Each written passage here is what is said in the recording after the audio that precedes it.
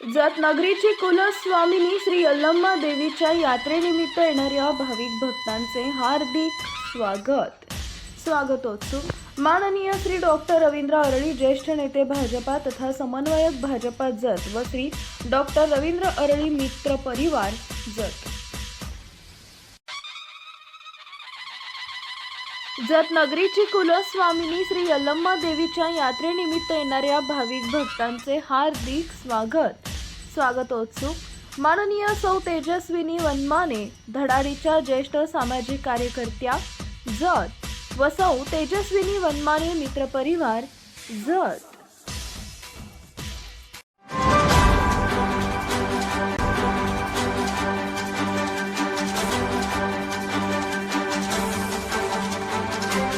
आपण पाहत आहात लोकशाही महाराष्ट्र न्यूज। शिक्षक बँकेची कर्मचारी भरती प्रक्रिया रद्द करावी, दीपक कोळी। 3 वर्षात एकही वचन पूर्ण नाही।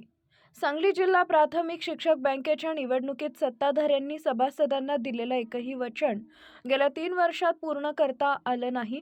सभासदांची लूट करण्याचा उद्योग एकीकडे सुरू असतानाच 20 कर्मचारी भरतीचाही घाट घातला आहे। 2 वर्षापूर्वी केलेली नोकर भरती कशी झाली हे सभासदांना चांगलंच माहीत आहे। त्यामुळे नव्यानं सुरू झालेल्या भरतीला आमचा विरोध असून ही प्रक्रिया रद्द करावी, अन्यथा आवाज उठवणार असल्याचा इशारा शिक्षक समितीचे तालुका अध्यक्ष दीपक कोळी यांनी दिला आहे। दीपक कोळी म्हणाले, सत्ताधाऱ्यांनी बँकेच्या निवडणुकीवेळी वचननामा दिला होता। यात कर्जाचे व्याजदर 1 अंकी करू, 2 अंकी डिव्हिडंड देणार, मयत सभासदांना संपूर्ण कर्जमाफी, कर्ज नसलेले सभासद मयत झाल्यास त्यांच्या कुटुंबाला 20 लाख रुपये देणार, त्याचप्रमाणे कर्मचारी आकृती बंद 159च्या खाली आणणार असे अनेक वचनं सभासदांना दिलं होतं। मात्र गेले 2.5 ते 3 वर्षापासून एक हाती सत्ता असताना एकही वचन पूर्ण केलं नाही। बँकेचे जिल्हा कार्यालय असतानाही नवीन कार्यालय जागा विकत घेणे, त्या जागेवर इमारत बांधून शिक्षक सभासदांची लूट केली आहे। त्याचबरोबर चेअरमनच्या खुर्चीचे संगीत खुर्ची करणार नाही असं म्हणविणारे स्वाभिमानी मंडळ संगीत खुर्ची चालू करून शिक्षक सभासदांना एक प्रकारे धक्काच दिलेला आहे।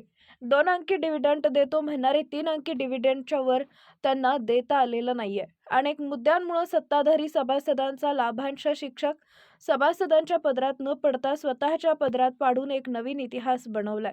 शिक्षक बँक स्थापन झाल्यापासून त्या अगोदरच्या सत्ता स्थापन केलेल्या कोणत्याही मंडळांनी इतकी लूट केलेली नाही। त्याच्यापेक्षाही 10 पटीनं शिक्षक बँकेची लूट जुने व नवीन चेअरमन व संचालक मंडळांनी केलेली आहे।